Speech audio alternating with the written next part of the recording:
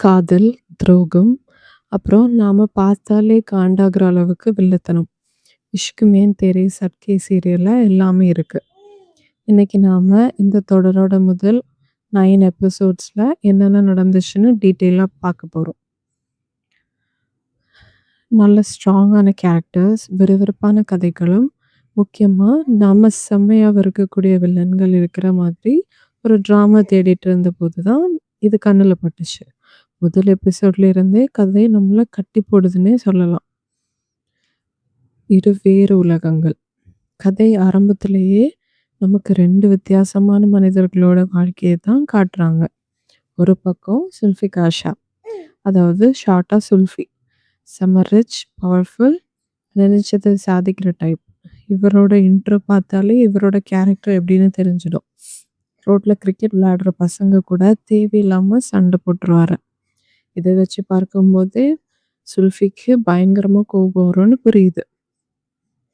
ஆனா இவ்வளோ மிரட்டலா இருக்கிற இவரை அப்படியே சாஃப்ட் ஆக்குற ஒரே ஆள் அவரோட மனைவி ஹூர்.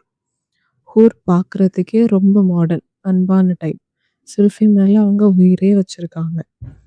இவங்க 2 பேரோட லவ் பார்க்கறதுக்கே நல்லா இருந்தாலும் போக போக ஒரு விஷயம் புரியுது. சுல்ஃபிக்கு ஹூர் மேல இருக்கிறது வெறும் அன்பு இல்லை, அது ஒரு விதமான அப்சஷன். ஹூரை வேற யாராவது கொஞ்சம் தப்பா பார்த்தா கூட அப்படியே போட்டு அடிச்சு ரொம்ப சண்டை போடுவாங்க. அதே சமயம் சிட்டியோட இன்னொரு பக்கம் ஒரு பொண்ணு வாழ்ற வாழ்க்கை இதுக்கு அப்படியே ஆப்போசிட். நூறுன்னு கஷ்டமான வாழ்க்கை. அந்த பொண்ணு தான் நூர். நூர் ஒரு காலேஜ் ஸ்டூடெண்ட் தான். ஆனா அவளோட வாழ்க்கை மற்றவங்கள மாதிரி ஜாலியா இல்லை.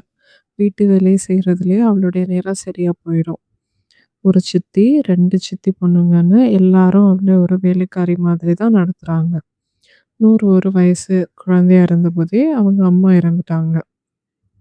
அதுக்கப்புறம் அவங்க அப்பா அகமது 2வது திருமணம் பண்ணிட்டாரு. ஆனால் அந்த வீட்டில் நூறுக்கு கிடைச்சதெல்லாம் அநீதியும் அவமதிப்பும் தான்.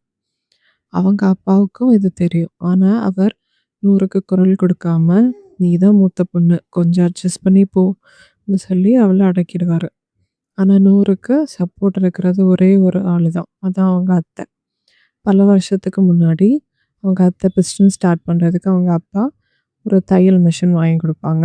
அதை வச்சு அவங்க ஒரு பெரிய ஃபேக்ட்ரி வர இப்போ வளர்த்துட்டாங்க. ஸோ அதனால அவங்களுக்கு அவங்க அண்ணா மேலே ஒரு தனி பாசம் உண்டு. அதுவும் அவங்களோட முதல் பொண்ணு மேலே இன்னும் எக்ஸ்ட்ரா பாசம் உண்டு. அந்த அத்தைக்கு ஒரே ஒரு பையன், அவன் தான் சலார். நூறுக்கு சின்ன வயசுல இருந்தே அவன் மேலே ஒரு க்ரஷ் உண்டு. சுல்ஃபியின் கடந்த காலம். கதை நகர நகர சுல்ஃபி ஏன் இவ்வளவு கோபக்காரனா இருக்கான்னு புரியுது. அவரோட அப்பாவும் ஒரு முரட்டத்தனமான ஆள்.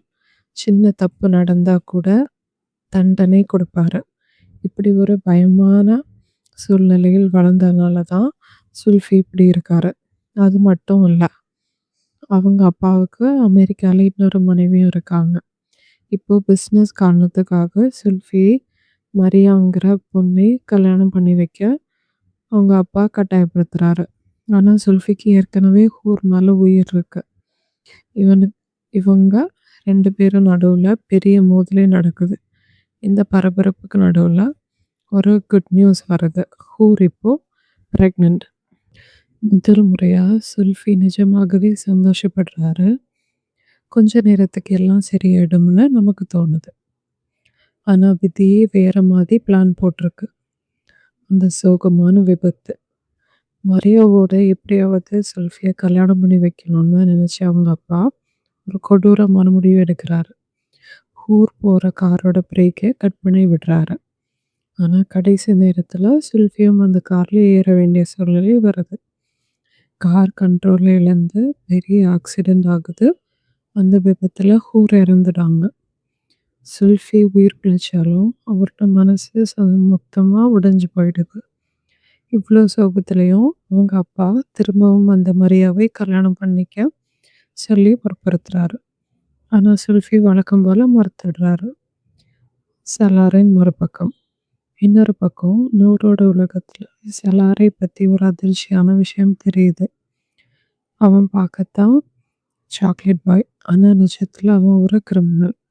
ஒரு பெண்ணை ஏமாற்றி உழைத்து துப்பாக்கியால் சுட்டு கொலை பண்ற அளவுக்கு அவன் மோசமானவன். ஆனா பாவம் நூருக்கு இதெல்லாம் தெரியாது. அந்த நேரத்துல தான் நூருக்கு கல்யாணம் பண்ணி வைக்க அவங்க சித்தி ஒரு பிளான் போடுறாங்க. துப்பாய் மாப்பிள்ளைன்னு தெரிஞ்சதும் பேராசையில நூறோட ஃபோட்டோவை அனுப்பிட்டு மாப்பிள்ளை வீட்டுக்காரங்க நேர்ல வந்தப்போ தன் சொந்த பொண்ணான மேகவிஷை நூறுன்னு சொல்லி முன்னாடி நிறுத்துறாங்க. இப்படி நூறோட வாழ்க்கையை அவங்க சித்தி தட்டி பறிக்க பார்க்குறாங்க. அந்த பெரிய ட்விஸ்ட். இப்போதுதான் கதையோட மெயின் ட்விஸ்ட் வருது.